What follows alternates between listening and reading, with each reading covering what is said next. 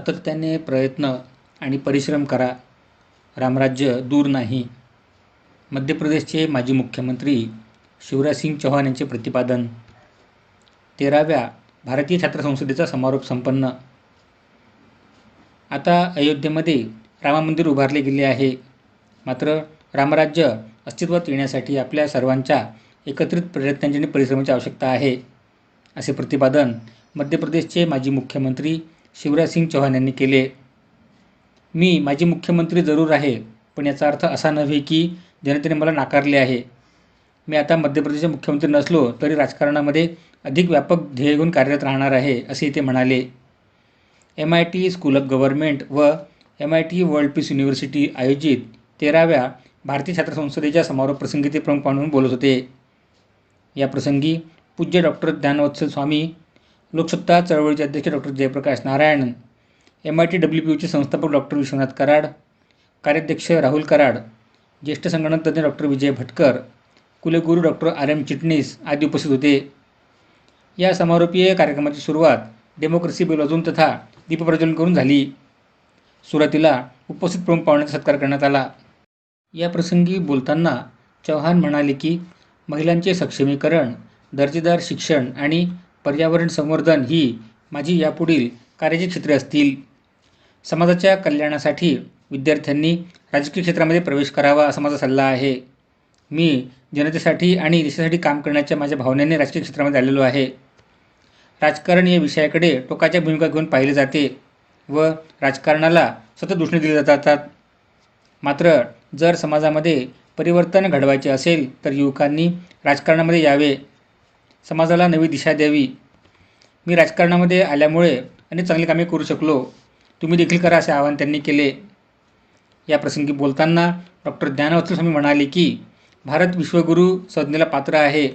तो विकसित देश आहे आणि सुपर पॉवर आहे, यात शंका नाही.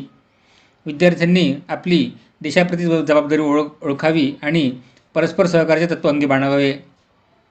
डॉक्टर विश्वनाथ कराड म्हणाले की भारतच विश्वशांती आणि सुसंवाद घडवून आणू शकतो. भारतीय संस्कृती, परंपरा आणि तत्त्वज्ञान हेच अंतिम सत्य आहे. आता ही मूल्ये विश्वाला सांगण्याची आवश्यकता आहे. छात्र संसदेविषयी बोलताना राहुल कराड म्हणाले की भविष्यातले लोकनेते घडवण्यासाठी आणि युवा नेतृत्वाला चालना देण्यासाठी केंद्र सरकारने पुढाकार घ्यावा आणि स्कूल ऑफ गव्हर्नन्स स्थापन करण्यासाठी पाठिंबा द्यावा. आपल्या लोकशाहीने आता परिपक्वते दिशेने वाटचाल सुरू केली आहे. चारित्र्यसंपन्न आणि उच्चशिक्षित नेतृत्व घडवण्यासाठी आता जाणीवपूर्वक प्रयत्नांची गरज आहे, असे ते म्हणाले. कौशल साहू आणि भरतेंदू या विद्यार्थी प्रतिनिधींनी मनोगत व्यक्त केले. संजय उपाध्याय यांनीही आपले विचार मांडले. डॉक्टर RM चिटणीस यांनी स्वागत केले. डॉक्टर गौतम बापट यांनी सूत्रसंचालन तर मिलिंद पांडे यांनी आभार मानले. मन में बहुत एक भावना आती है कि कैसे एक छोटी सी जर्नी 2005 में शुरू हुई MIT स्कूल ऑफ गवर्नमेंट के माध्यम से, जिसके ऊपर लोग हंसे थे कि राजनीति में ऐसे कोई पढ़ लिख के प्रशिक्षण देके कोई संस्था नहीं हो सकती. राजनीति तो ऐसे जनरली हम ग्रासरूट से आके कर सकते हैं. लेकिन मुझे खुशी है बताते हुए कि विद द मॉडर्न टाइम, मैं चौहान साहब के सामने भी ये बोलना चाहता हूँ, उनका बहुत प्रदीर्घ अनुभव है इस पूरे विषय से. बहुत सारे बाकी भी कुछ MLAs यहाँ पे बैठे हुए जो बहुत प्रोसेस से आए हैं, तो आप राजनीति बहुत अच्छे तरीके से जानते हैं. लेकिन मेरी ये जो भी कोई अभ्यास था इस बारे में, जो भी मेरा एक चिंतन था कि भाई करंट टाइम में, अभी आने वाले समय में हमें प्रशिक्षण राजनीति में बहुत ज़रूरी है.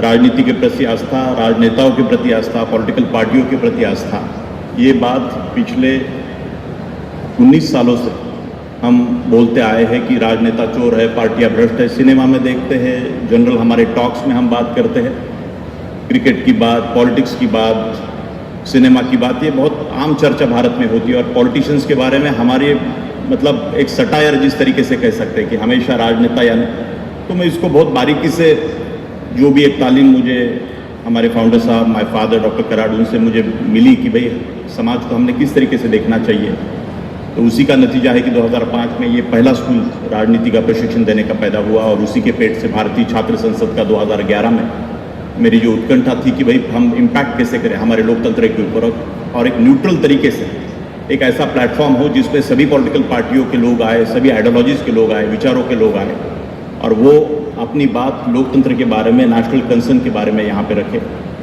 और इसको आगे रखते हुए हमने नेशनल वुमेंस पार्लियामेंट जैसा प्लेटफॉर्म हमने शुरुआत किया। नेशनल टीचर कांग्रेस, राष्ट्रीय सरपंच संसद, करीबन 7,000 सरपंचों को जवान साहब हमने अभी तक ट्रेनिंग दिया हमारे इस फाउंडेशन के माध्यम से महाराष्ट्र के, और महाराष्ट्र के बाहर भी जाके सरपंचों को कैपेसिटी बिल्डिंग करने की हमारी मानसिकता है। लोग बहुत सारे, आप कोई भाई गवर्नमेंट का पार्ट तो नहीं, कि सब में एक चेतना है, हम सब में एक ही चेतना है, जिसको तुलसी बाबा ने कहा सिया राम में सब जाती है। आप लोग सर्वभूते से सबको अपने जैसा मानो, क्योंकि हम सब उसी एक चेतना के अंश हैं। और विश्व शांति की बात होती है, यहां वर्ल्ड पीस का डॉम बना हुआ है। संयुक्त राष्ट्र संघ बना द्वितीय विश्व युद्ध के बाद, इन भारत ने हजारों साल पहले कह दिया था, अयम निजम परावेत्ति गदरा लघुचेत साम उदार चरिता नाम तो वसुदैव कुटुंबकम। ये मेरा, ये तेरा है।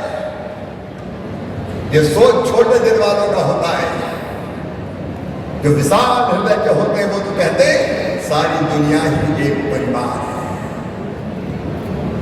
स्वामी विवेकानंद जी ने उपयोग किया भारत के इस विचार का, धर्म की जय हो, अधर्म का नाश हो।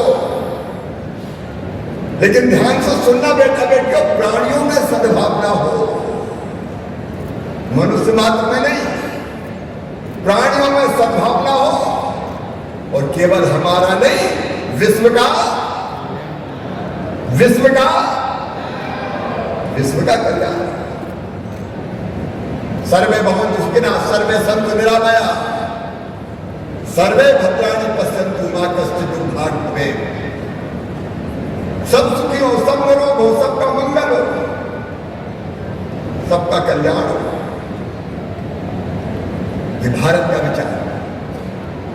और इसलिए जब मैं पुराने भाषण को सुन रहा था तो शायद उसी समय मैंने कहा था कि भौतिकता की अग्नि में दग्ध विश्व मानवता को शाश्वत शांति के पद का बाकी है जो पूरे करने हैं। अब यहां बता रहे थे हमारे मित्र राहुल जी, 22 जनवरी को वो सौभाग्य के सूर्य का उदय होगा जब अयोध्या में भगवान राम की जन्मभूमि पर दिव्य और भव्य मंदिर में राम लला विराजेंगे।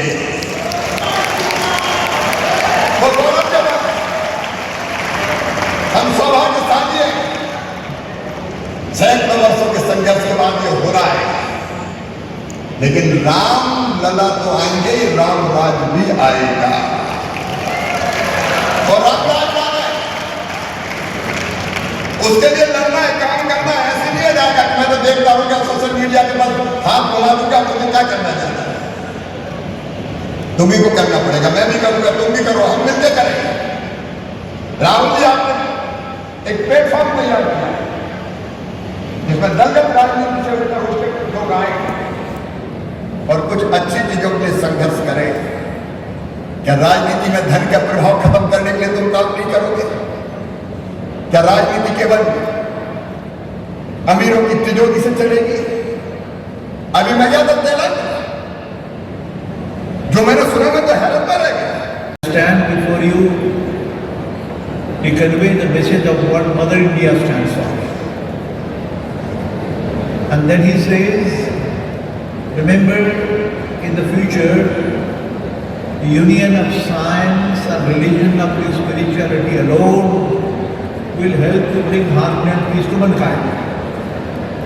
पूरे मानव जाति का, विश्व का कल्याण, विश्व शांति, सुख, समाधान और शांति, ये सारी बातों का वैज्ञानिक सिद्धांत बोला गया है। ये अध्यात्म शास्त्र की बात नहीं। हमारा सौभाग्य है कि जो वर्ल्ड पार्लियामेंट और ये